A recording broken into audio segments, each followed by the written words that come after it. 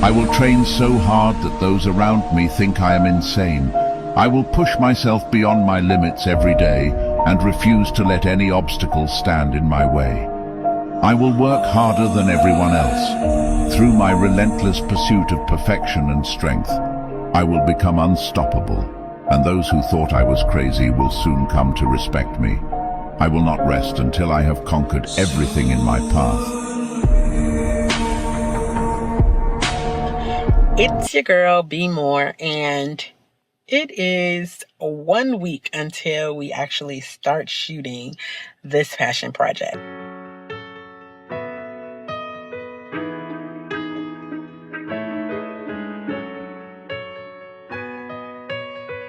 We're on track? You're on track. Okay. You never get the opportunity of somebody who's just that talented. I feel like there hasn't been anything like this. It's authenticity, what she stands for. And who is this talent that everybody keeps talking about? All she gotta do is call me. Hey, Danny, we got to do it. Where do I need to be?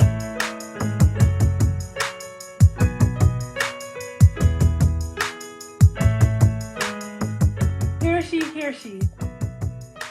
What challenges did you experience with this project? We just have to learn how to maneuver. Budget. But you gotta break through everything else is easy. One of our main crew members has fallen.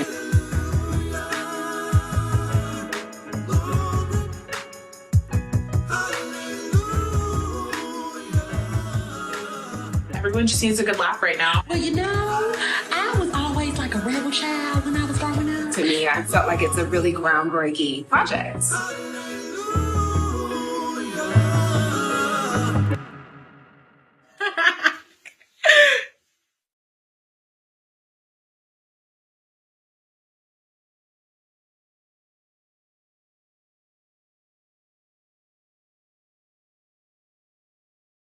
A lot of details, and I'm sure that for the actors and the actresses you're part of, memorizing those roles. Memorizing those lines. Memorizing those lines. That's a lot. You can't have any brain fog. You can't. You gotta, because every time you mess up, it's cut, and that again is eating into the time, right? And it's different also. Like I said, my background is theater, so that is also very different, right? Because theater, if it's a live show, you can't cut. Wow. You can't cut. There is a live audience there, and they'll cut you.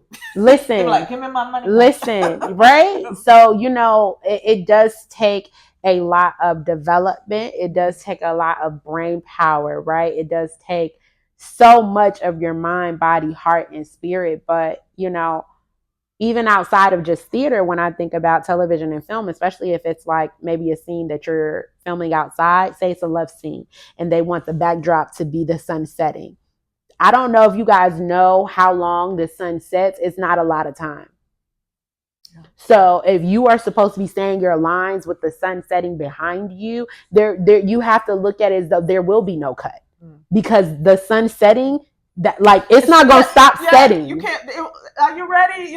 Sun is like, wait a minute, you're not ready. Okay, I'll stop. Yeah, it's like with the wedding, right? Like if you are having a wedding on a beach and the bride and the groom specifically say, we want the sun setting behind us as we are saying our vows, you cannot stop. The sun is not going to stop for you. That reminds me of that time I set up for an engagement. This guy, engages, and we did it in Rhode Island on a pavilion that overlooked the water, and he wanted to make sure it was lit outside. You want to see me? I had no help that day, running, setting up the flowers, the couch. I lifted a whole couch, put it down, put it the letters, the roses, and whatever. I'm like, oh no, the sun is going down. Yeah. running. So yes, I really connect with needing similarities, man. Woo! It's a lot. Yeah. It's a lot. Yeah. So when and Taraji P. Henson talked a lot about this during the recent like marketing for The Color Purple last year, when she talked about, you know, people of color and women of color and actors who are not being compensated fairly, which also was a lot of a part of the negotiations that took place with the strikes last year as well, with SAG-AFTRA. When, you know, you aren't able to be compensated fairly and you are bringing so much to the table. And not only that, the work speaks for itself, the success speaks for itself. It then becomes a very daunting experience when it feels like you are asking for something that is a gift, when it's like, no, this isn't a gift. I earned it. Come on. I earned it.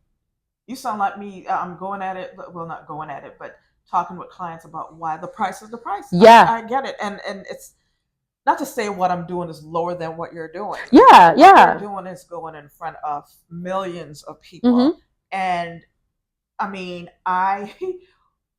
it does take me a while to, you know, to prepare for the day.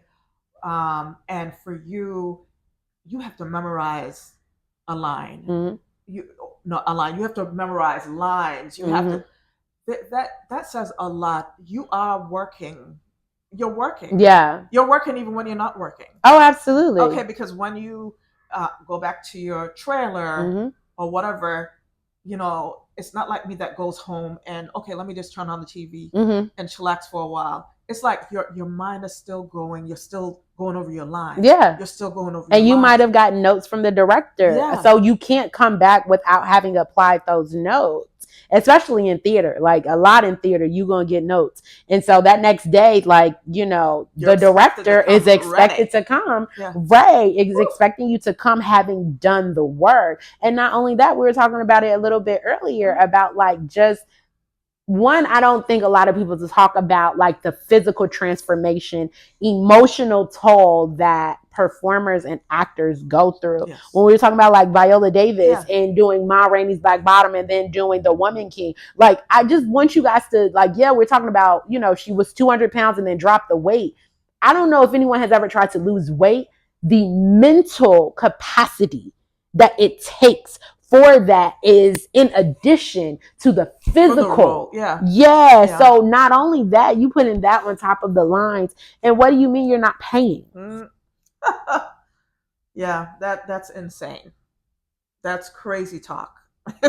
So it really is a serious conversation. Yeah, it needs to happen. And we won't get into it too much now. But I know that I've seen a couple of your postings on the situation last year, the strike, and how it affected you. But it seems like you are climbing out of that, or you're in the process of climbing out. And sometimes we know that taking a step up, you know, means you know, having the strength, and it takes the fortitude, and it takes time to step up. Sometimes you have to rest in between steps, and I don't want to go too much into how the strike affected you. I don't know if that is something that you want to speak on. Well, I can speak to it.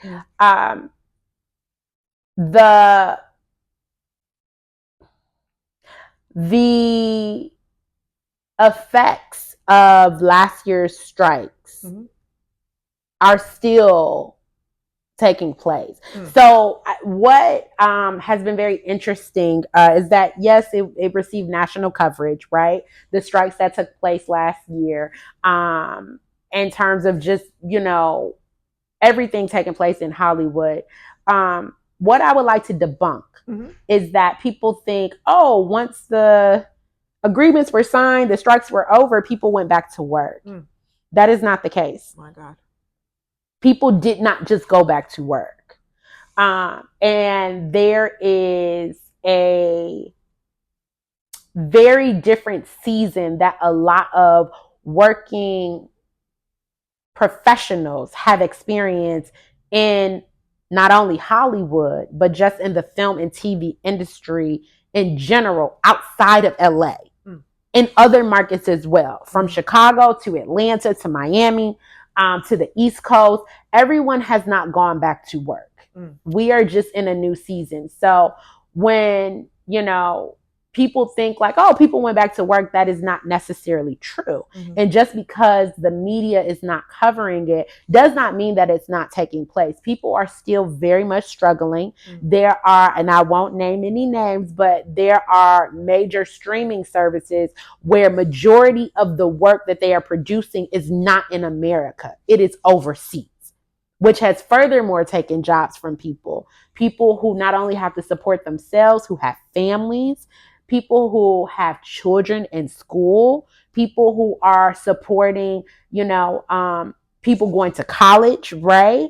And so it has been very troubling to see and hear the stories of what is currently taking place.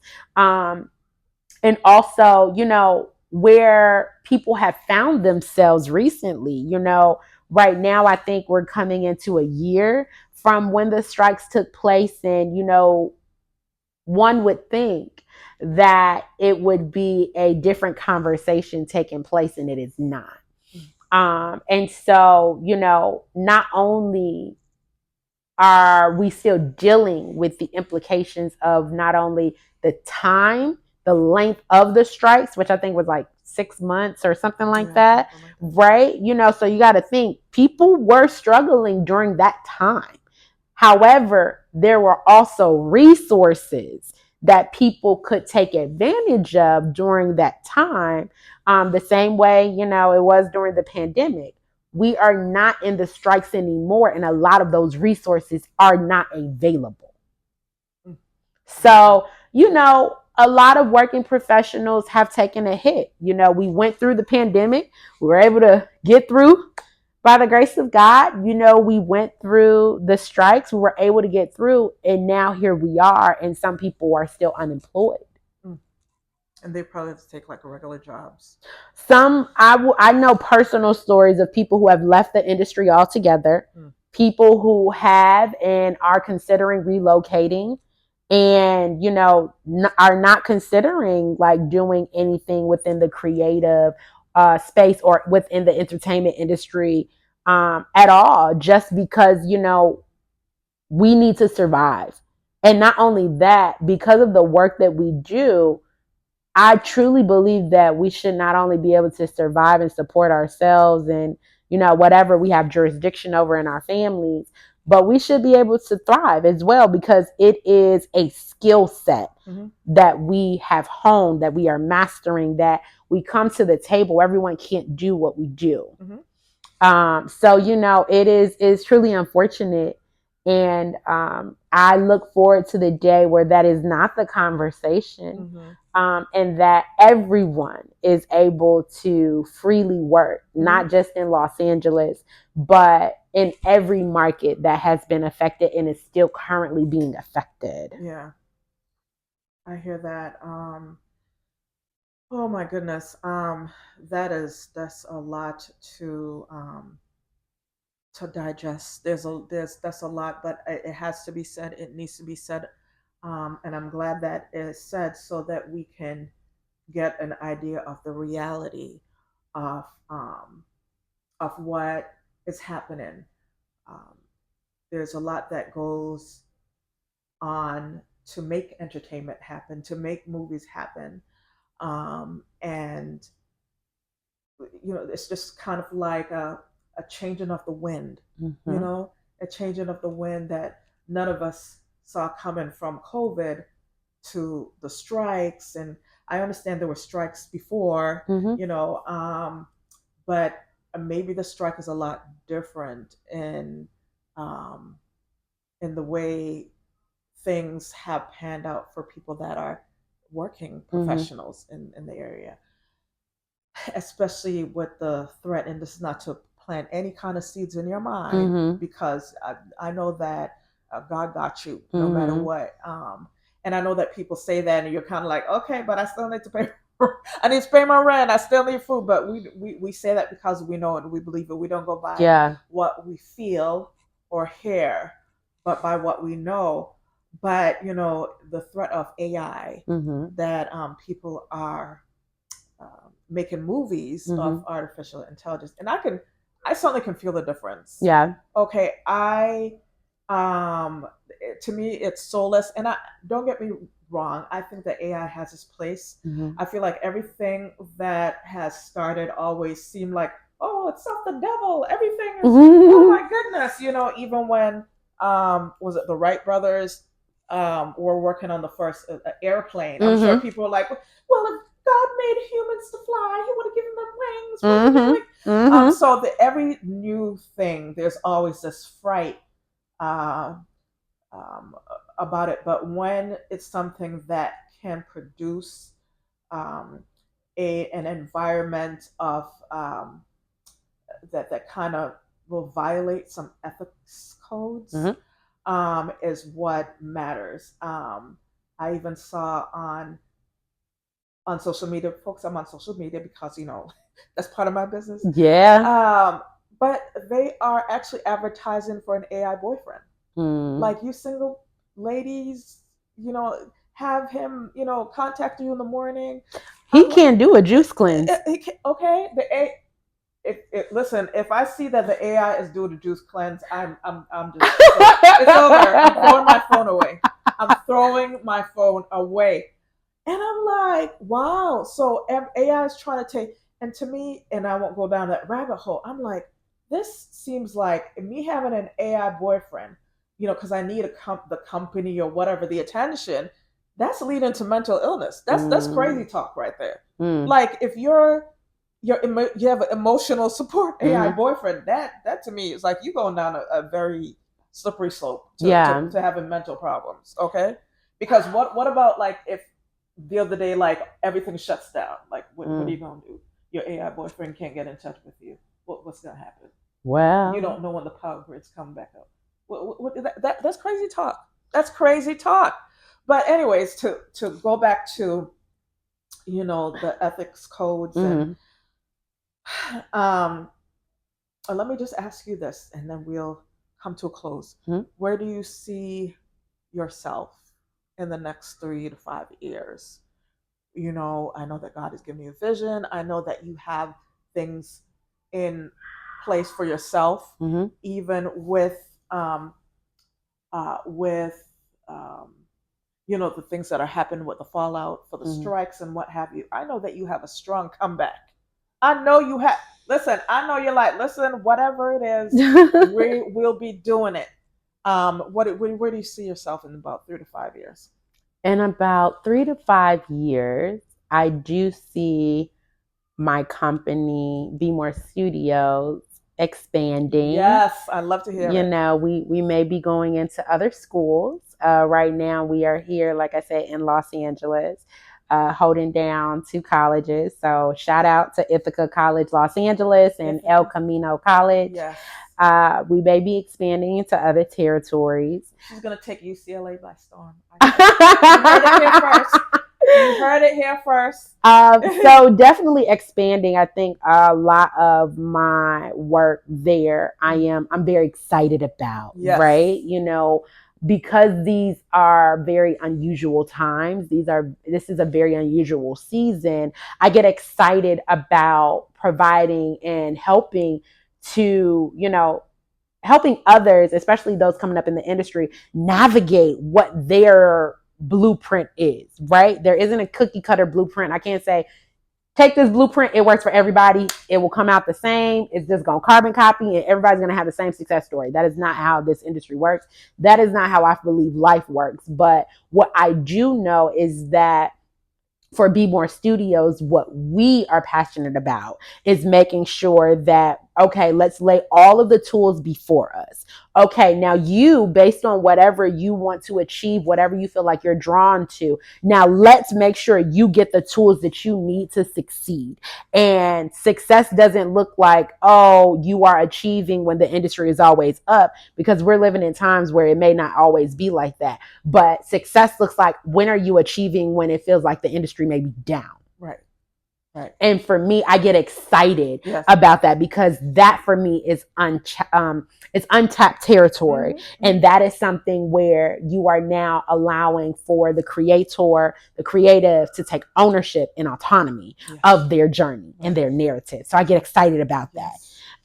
Absolutely. I also see probably within the next 3 to 5 years, you guys may be seeing a series, out from me soon, very soon.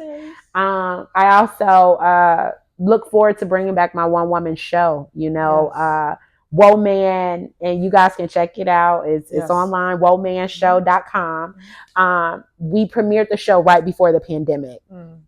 So that was a very interesting time for us because all of the rehearsal and preparation took place here in Los Angeles, and we premiered the show in Chicago. And I hadn't been back in LA 2 weeks before the entire world shut down. And during that time, we were already preparing to take the show on tour. So I'm looking to bring it back with some new characters, I love that. And not only that, but eventually we're looking to take it overseas as well. It is a conversation that I do believe needs to take place with every woman, every girl, every lady in the actual world, because it doesn't matter what your skin tone is. It doesn't matter what your ethnicity is, your nationality. Emotions are emotions. And when you are growing into womanhood, it don't matter what you look like on the outside. We all have a lot of the same feelings and similar emotions on the inside. So this is a conversation that goes beyond creed, that goes beyond nationality, that goes beyond ethnicity. So it is a conversation literally the world should be having about womanhood and how do we navigate that. Especially, a chapter when, people look at your 30s as either you love it or you hate it, and getting into your 30s, So I'm excited about that conversation with women. Okay. So yeah, I'm looking forward to creating more. I am also looking forward to serving more, in whatever capacity God sees. And I'm excited for what's getting ready to take place. I'm currently working on two projects. I can't talk about it too much. We sign NDAs for a reason. But I'm looking forward to those projects coming out as well. So you heard it. That first of all, I just want to commend you for all the awesome projects that you're taking on. Thank you. Again, she doesn't have like a team, like a virtual assistant, an assistant. She's working, and she's also working. You're working like a 9 to 5? Well, right now, we're looking into, okay, where are you drawing me, God? Because we are in unusual times. Typically I do work on television sets, television series. However, I did take a year to just simply write. Right. So I got some scripts in the can. Right. Woo. So now, that would be, I guess, what you consider my 9 to 5 working in television. But television is not 9 to 5. Like that's just not, that's not the life that I live at this point in time. So yeah, I've been working on a few shows, but would it be considered a 9 to 5? It's how I make my income, in addition to, of course, the work that I'm doing with Be More Studios and Be More Productions. So you hear of all the projects and things that Be More is doing. You're just fabulous. You're fabulous on the inside and the outside. Thank you. Thank you so much. Did you peep the shoes? Did you peep the shoes, y'all? Oh my gosh. But and just to fulfill successfully, not just to fulfill, but to fulfill successfully all the demands that those roles call for is something else. And it's something that, I pray very soon you get your flowers. I'm sure that you've gotten your flowers in different areas or different events prior. But I'm giving you your verbal flowers today to say, girl, you go, girl. Thank you. Thank you so go much. And you keep going. I mean, you're a shooting star. You're a shooting star. I mean, I don't even know if that's a good analogy. I don't know what I'm thinking when I say a shooting star, just think a pretty star going across the sky. But I pray maybe I should use another analogy. But what I mean, Yeah. what's meant, what's the intention, is that she's just shooting up in the sky, and it's just beautiful. It's beautiful to see, and what I love about her, she's working to also bring others along with her in the being over our group and the things that she speaks into us and she presents to us, and then training people in her studios in the different schools. She's willing to share, and it's just like she's building, and there's no rejection that can reject you. I mean, you can't reject yourself. I mean, hello. I mean, who's gonna reject you? What's her name say? Who gonna check me, boo? Who gonna check me? Okay, so it's like you are just, like the Bible says, setting your face like flint, and you're moving forward and you're moving onward and upward, and I love to see it. I thank you so much for coming on. Thank you. My potty. I want to. Well, potty sounds like potty, but it's potty poddy. Hello. My podcast, and I just love you for that. Thank you and so for much. taking the time. This is like one of the longest conversations that I've had so far in my interview, and it needed to be had every ounce of it. Thank you. Because you had so much. You're like, you had so much to squeeze out, so much to give. And I do believe like a lot of people are going to learn from everything that you just shared. It's just so amazing that you have to be prepared to step into the role of the film industry, into the stage industry, and to move into LA. So again, I thank you so much. Be More. Yeah. Do you want to give them your handles to find you online? Absolutely. You guys can find me online at I am Briana Morris, Briana Morris, Morris. You can also check out my websites, I am BMOR, BMOR.com, or check me out on Be More Studios. I thank you so much for this. I truly appreciate it. And I look forward to connecting with each and every one of you. Yes. And I've said this to other podcasters, but I definitely, at some point, I'm going to want to have you back. I would love to come. Where you've been with your projects and just the nuggets that because girl, you just dropped some nuggets. She dropped some truth bombs. Okay, she put the real in the reality. Okay, hello. She's like, oh, wake up, work. Okay, because it takes time and it takes persistence. So I'll be leaving all her handles in the description of the podcast on YouTube, and go to the links, check out her work, check out that woman. Yes, womanshow.com. Woo, that is, I was watching it and I was like, it was just like watching a rose open up. Oh, wow. I was just like, look at this. Okay. I did not know that there was all of this. Kind of like that time you came to my birthday and you started singing. The lady can sing. She's trying to hide, but we were like, everybody in that room turned around and was like, my. I was like, okay, sister has a voice. I do not recall. Nobody knew. I do not recall. Judge, I do not recall. But I do thank you. Yes, I do thank you. Yes. But yeah, so check out her handles. And I thank you once again for listening to episode 6 of The Infinite Climb. And we will see you next time. Bye. Peace.